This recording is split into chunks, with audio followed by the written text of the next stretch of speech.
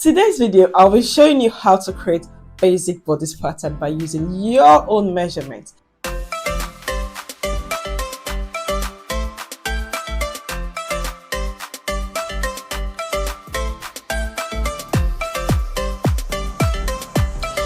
Hello everyone and welcome back to my channel. And if this is your first time of seeing me, my name is Kiki. I'm a Nigerian women and children designer based in the UK. Here on Kiki Rewa Styles, we explore interesting topics such as DIY, sewing hacks, lifestyle, and real-life experiences. And if it sounds like what you'd like to experience, please go ahead and give this video a thumbs up. Click on the subscription button, turn on the notification bell, and so that you can be the first to experience and watch these amazing videos on this channel. Also, you can go ahead and leave comments on any topics that you'd like me to talk about. I'll be super excited to do so.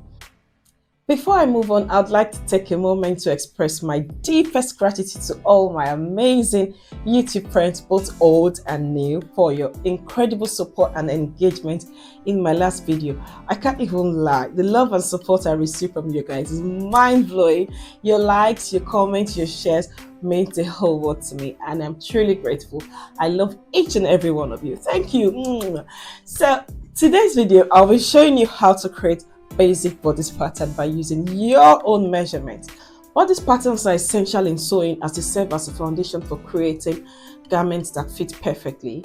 I feel a lot of people are kind of scared of pattern making, but trust me, I've been on that route, and I promise you this is not going to be complicated. I'm going to go through the process really slowly to make sure everyone can follow along nicely.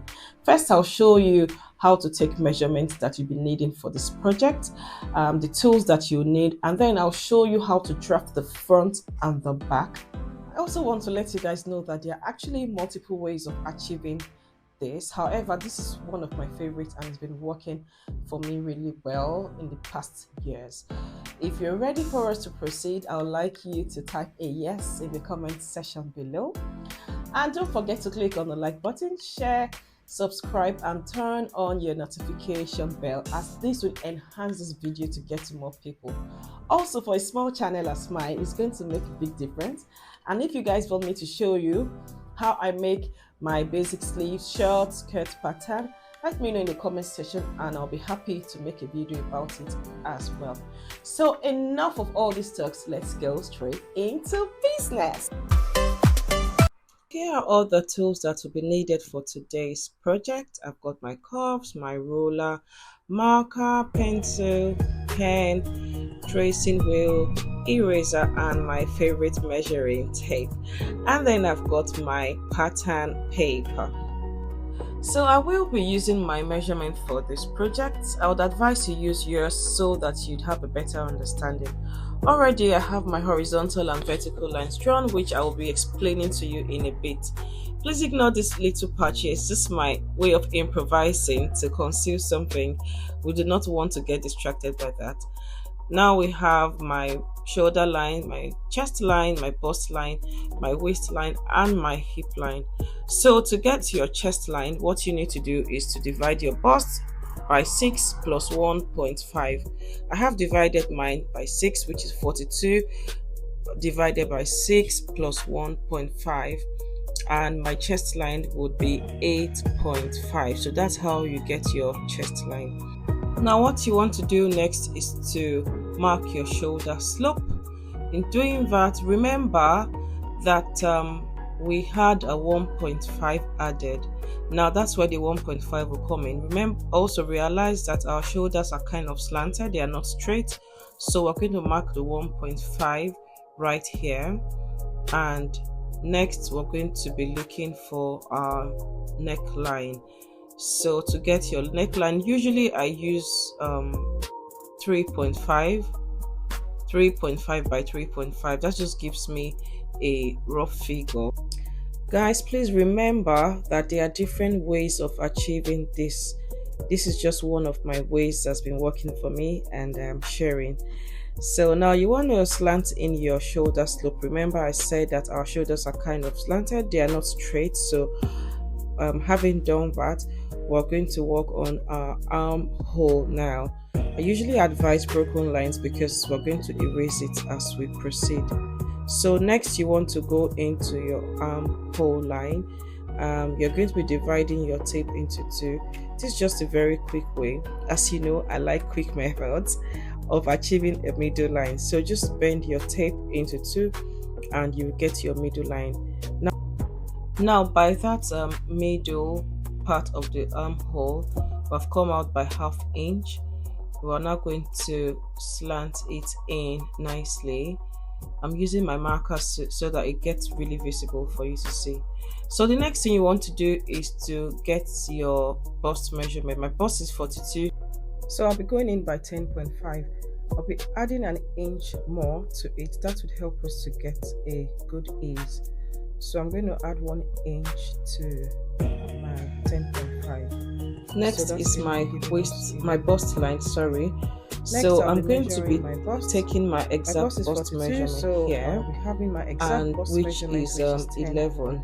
So next I'm going on to my waist. So I'm going to be adding an inch to my waist because there's going to be a dart by the waist. Because we'll be having a dart by the waist. And then next is my hip line. So what we want to do now is to square it out. So before then, I usually would take it up by half an inch by the chest line, just so that you can get, a firmer effect around your armhole. Now you want to square out your armhole nicely, and also to square out the markings that we have done. If you notice, you would see that the waistline is looking really sharp. That's not how our body is formed. So this is where our curves come in. You want to square it out nicely with your curve. Next, you want to go in by 4. So my bust span measurement is 8. So I'll be going in by 4, which is half of 8. From your waistline, you go in by 4. Please go ahead and do the same thing for your bust line. Next, you want to go in by 2 from your hip line. So because our darts will not be getting all the way to the hips, you have to go in by 2 inches. Now you want to square down from your bust line up down to your hip marking. Remember that we're taking out 1 inch from the waistline, so we're going to insert it here into the darts. Usually I do half inch on both sides. Now you want to square out with your ruler, and look at that, our front panel is looking really nice already. Next we should start preparing to transfer this pattern to the back panel so that we can have the basic lines to create our back panel.